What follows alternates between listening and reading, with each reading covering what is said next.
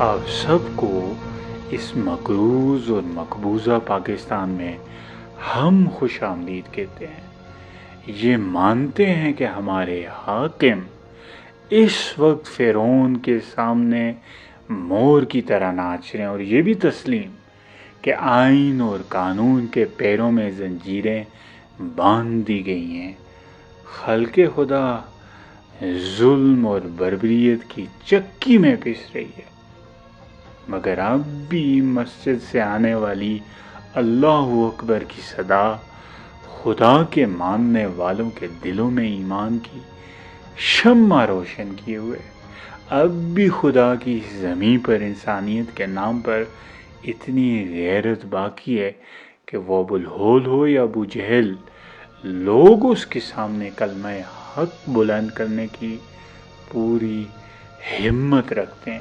اب بھی شہر خدا کے سپاہی باقی ہیں جو سیف اللہ کے وار سے خیبر سے سمرقند تک باطل کے بتوں کو زمین بوس کرنے کی قوت رکھتے ہیں۔ اس سب کے باوجود یہ بھی حقیقت ہے کہ آج ہماری امامت عبداللہ بن ابی جیسے منافق یا پھر عبداللہ بن سبا جیسے فسادی کے آس میں ہے۔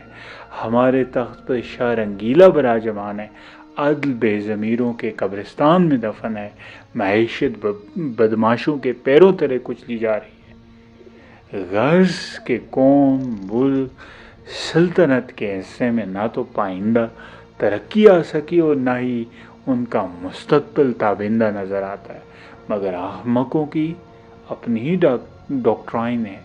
ان کو اپنی ڈاکٹرائن پر اتنا یقین ہے کہ وہ چاہے حلال، حرام، حق، باطل کی تمیز سرے سے بھول جائیں۔